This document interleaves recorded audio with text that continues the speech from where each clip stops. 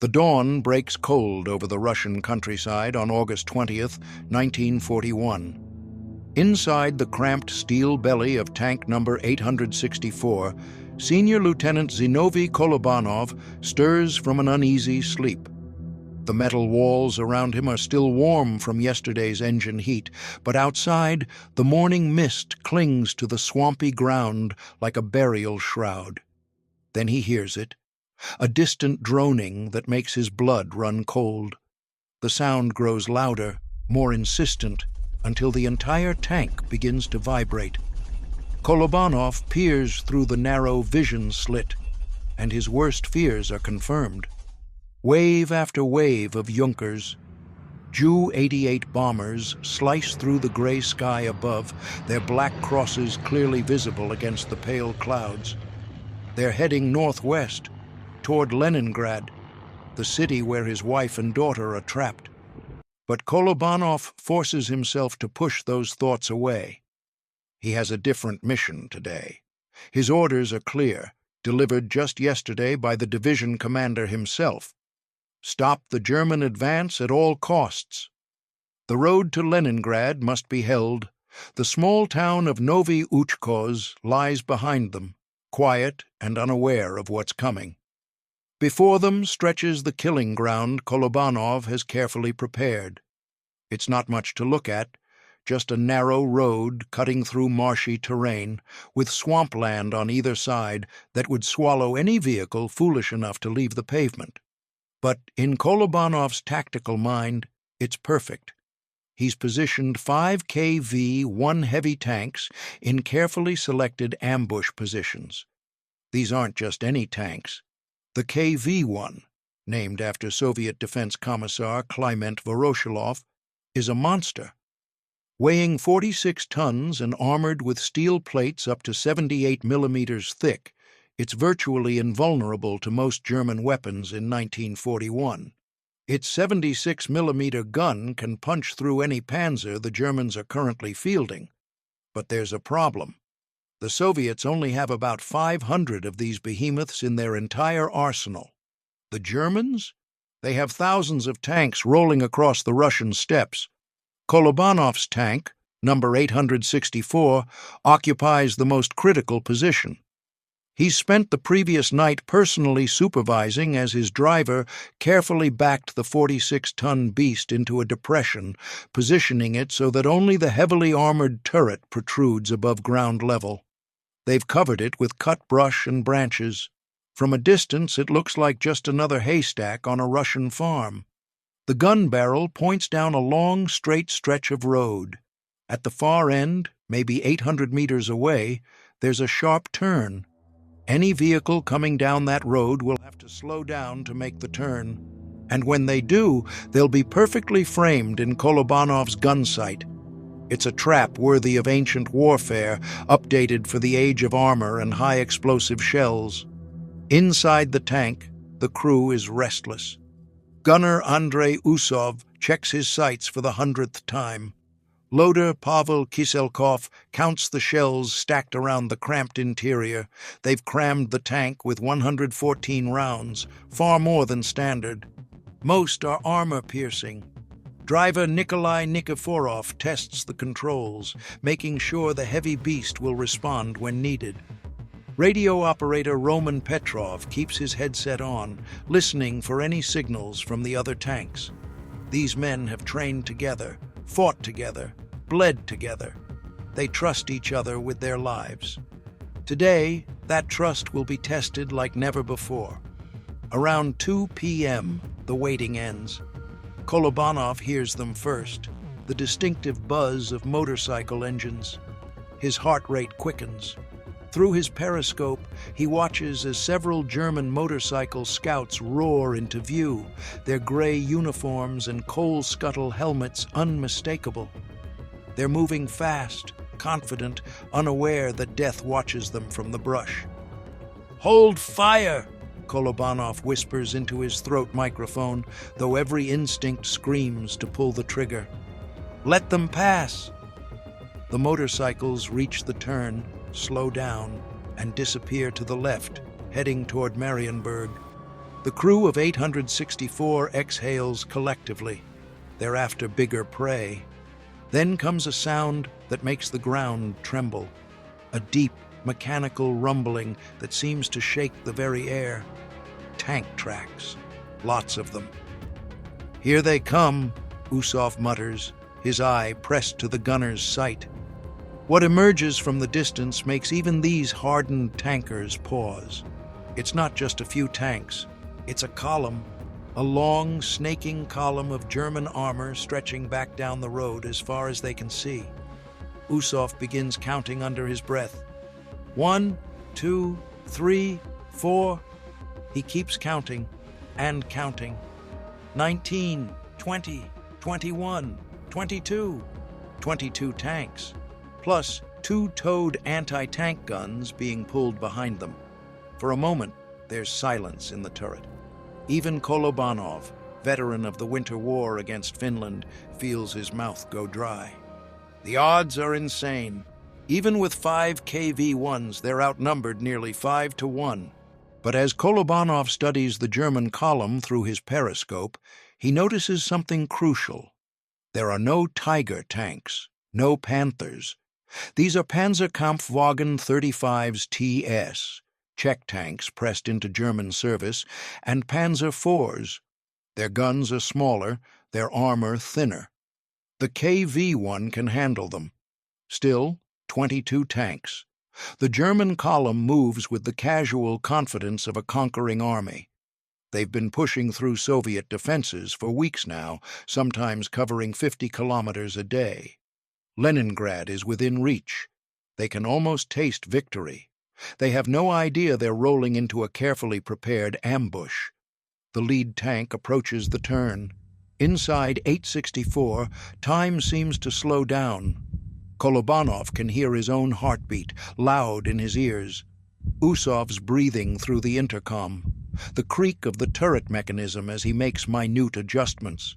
The German tank slows down for the turn. Perfect position, perfectly vulnerable.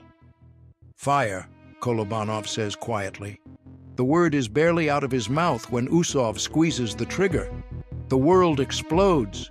The 76mm gun roars, and the entire 46-ton KV-1 rocks backward from the recoil. The armor-piercing shell crosses 800 meters in less than a second. Through the smoke and dust, they watch it slam into the lead panzer.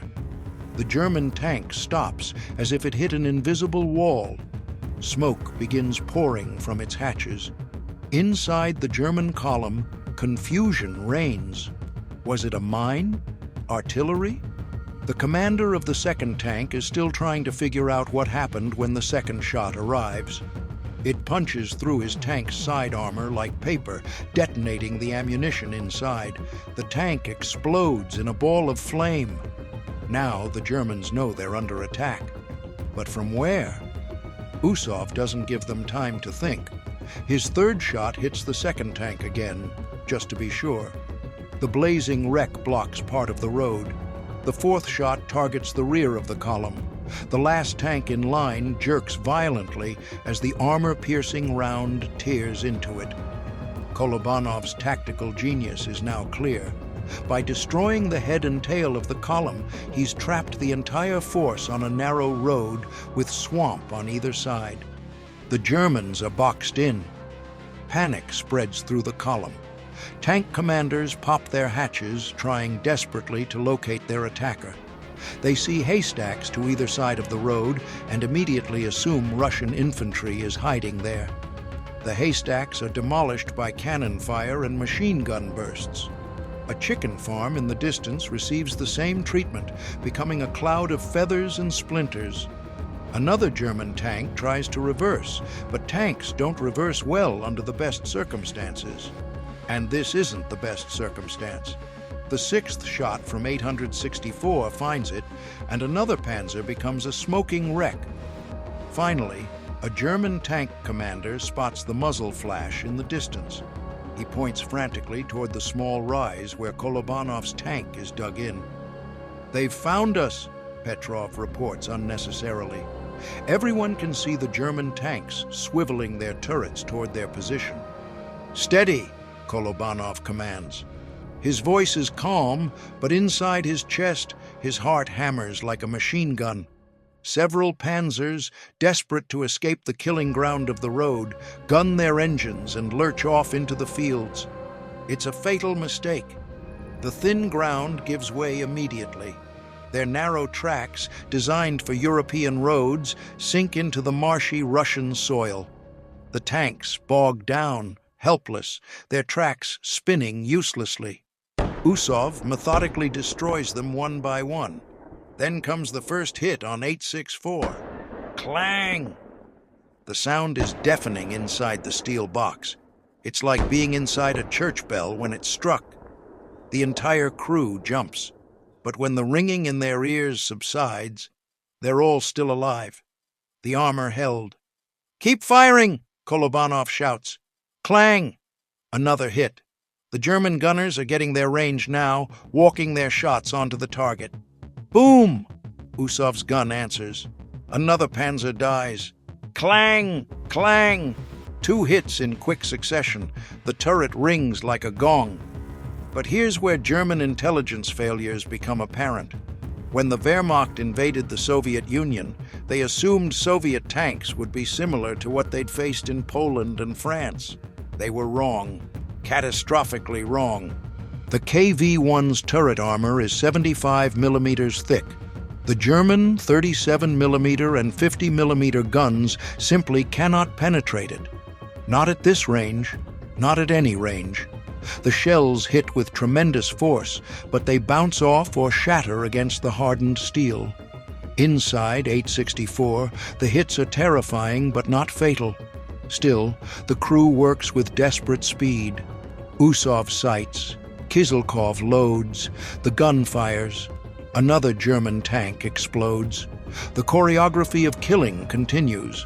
The Germans are getting desperate now.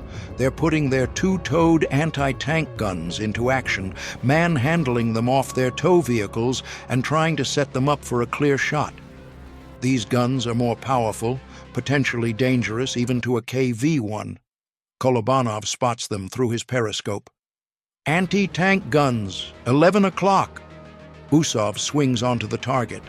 The gun fires.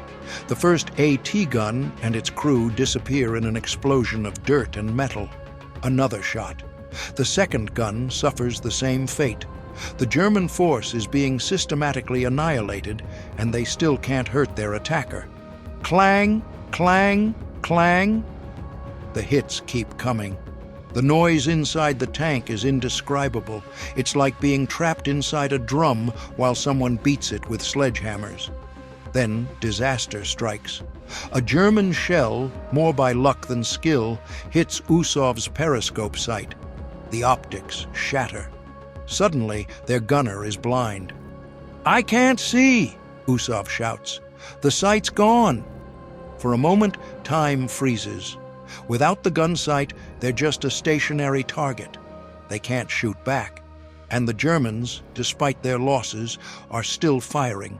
Desperately firing, hoping one shot somehow will find a weak spot. Kolobanov makes an instant decision. "Driver, reverse! Get us out of this hole!" The engine roars. The tracks bite into earth. Slowly, painfully, the massive tank backs out of its concealed position, exposing more of its hull. Every meter of movement is a gamble. Once clear, Kolobanov makes a decision that would seem insane to anyone who wasn't there. "Kizilkov, outside. Replace the sight." The radio operator, a man who signed up to operate radios, not to perform battlefield repairs under fire, stares at his commander. "Now!" Kolobanov barks. Kizilkov takes a deep breath, grabs the spare periscope sight, and opens the hatch. He climbs out into hell. German machine gun bullets whip past him. Shells explode nearby, showering him with dirt. But Kizilkov is a Soviet soldier, and Soviet soldiers in 1941 do impossible things because the alternative is the destruction of their homeland. His hands shake as he works to remove the damaged sight and install the new one. It should take 5 minutes under ideal conditions. He does it in 2, working with the desperate speed of a man who knows death is measuring him for a bullet. He drops back into the tank. Done! Usov presses his eye to the new sight. I can see! But now there's a new problem. Another German shell has struck the turret traverse mechanism. The turret won't rotate. In any other tank, this would be a death sentence. But Kolobanov doesn't panic. Driver, use the tracks to aim. Left track forward, right track reverse. Turn the whole tank. It's an old tanker's trick, turning the entire tank to aim the gun. It's slower than rotating the turret, but it works. Nikiforov becomes not just a driver, but part of the gunnery solution, steering the 46-ton tank like a marksman aiming a rifle. The deadly dance continues. Turn, fire, reload. Turn, fire, reload. German tanks that were trapped on the road try desperately to find cover that doesn't exist. Some try to push past their destroyed comrades. Others attempt to back up. A few brave or foolish crews abandon their tanks and run for the swamps, only to sink into the mud. Inside 864, the crew works like a machine. Sweat pours down their faces despite the cold. The interior reeks of cordite and hot metal. Shell casings litter the floor, rolling under their feet. The noise is continuous. The boom of their own gun, the clang of incoming hits, the shouts of the crew coordinating their actions.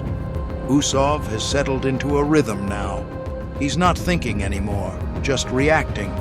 Target fire, target fire. Each shot is almost automatic. He's becoming an extension of the gun itself. Time loses meaning. Has it been 10 minutes? 30? Hours? They can't tell. Then Kizilkov reaches for another shell, and his hand closes on empty air. "We're out!" he shouts. "No more ammunition!" The silence that follows is shocking. For the first time in what feels like an eternity, the gun doesn't fire. Kolobanov keys his radio. Until now, he's ordered the other 4 KV-1s to remain silent, hidden. He wanted the Germans to think they faced only a single tank. A single, immortal, unstoppable tank. The psychological impact is worth more than the firepower. But now it's time. All tanks, this is Kolobanov. Open fire. Repeat, open fire. A moment later, another 76mm gun roars to life from a different position. Then another. The 3 remaining KV-1s, one had been destroyed in the initial exchange, join the battle. The German survivors, who thought their nightmare was over, realize with horror that it's just beginning again. The fresh KV-1s have full ammunition loads. Their gunners are rested, their sights undamaged. They tear into the remnants of the German column with methodical precision. The battle, which seemed like it would never end, suddenly does. The last German tank, trying desperately to reverse away from the carnage, takes a shell through the engine compartment. It grinds to a halt, smoke pouring from its rear deck. Then, silence. Actual silence. No more incoming fire, no more explosions, just the crackle of flames from burning tanks and the groans of wounded men. Kolobanov cautiously opens his hatch and climbs out. What he sees is biblical in its devastation. The road, the same road that Russian farmers have traveled for generations, is now a graveyard of twisted metal and fire. 43 German tanks and 2 anti-tank guns lie destroyed along its length. Some are still burning, sending pillars of black smoke into the gray sky. Others are simply stopped, their crews dead or fled. The battle lasted just 30 minutes. Kolobanov walks around his tank, and what he sees makes him understand just how close they came to death. The KV-1's armor is pockmarked with hits. He starts counting. 20 hits, 50, 100. The final count, 156 impacts. 156 times, German shells struck Tank 864. 156 times the armor held, not a single penetration. The crew inside had been hammered, deafened, terrified, but alive. The thick armor that made the KV-1 so slow, so difficult to transport, so expensive to produce, it had saved their lives 156 times in 30 minutes. Kolobanov's crew climbs out, blinking in the daylight like men emerging from a tomb. They don't celebrate. They're too exhausted, too stunned by what they've just survived. They simply sit on the hull of their tank, smoking cigarettes with shaking hands, looking at the carnage they've created. Other Soviet soldiers begin emerging from their positions. They walk among the destroyed German tanks in silence, awed by the scale of the destruction. Some of the German vehicles are still too hot to approach. A runner arrives from the regimental headquarters. The colonel himself is coming to see the battlefield. He doesn't quite believe the radio reports. When he arrives and sees the devastation with his own eyes, he's speechless. 43 tanks destroyed by 5 KV-1s in half an hour. It's the kind of victory that will be told and retold around campfires for generations. But for Kolobanov, there's no time to celebrate. The war is far from over. Leningrad is still besieged. His wife and daughter are still trapped in the city. The German army is still pushing forward on a dozen other roads. This was just one battle, one road, one afternoon. The road still exists today, nearly a century later. The locals call it Tank Alley. If you visit, you can still see the landscape, the rise where Kolobanov positioned his tank, the long, straight stretch of road, the turn where the German column met its fate. Sometimes, old men from the village leave flowers there, not for glory or propaganda, but in memory of the day when 5 tanks and their crews stood against an army and won. As for Kolobanov, he survived the war, though he was later imprisoned during Stalin's purges of military heroes. He died in 1994, outliving the Soviet Union itself. But on that August day in 1941, when the fate of Leningrad, and perhaps of Russia itself, hung by a thread, he and his crew wrote a page in military history that tankers study to this day. One tank, one crew, one impossible victory. The Germans learned a valuable lesson that day. Not all Soviet equipment was outdated junk. Not all Soviet soldiers were poorly trained peasants. Sometimes they faced warriors who would fight like cornered wolves, defending every meter of their homeland with a ferocity that no amount of German tactical doctrine could overcome. And sometimes those warriors had 46 tons of Soviet steel wrapped around them, armed with a 76mm gun, and commanded by a man who refused to step back. That was the day Senior Lieutenant Zinovi Kolobanov and his crew of tank number 864 became legends. If you found this story incredible, hit that subscribe button. There are thousands of untold stories from World War II, and we're bringing them to you. Next time, we'll explore how one American engineer's impossible design changed naval warfare forever. You won't want to miss it.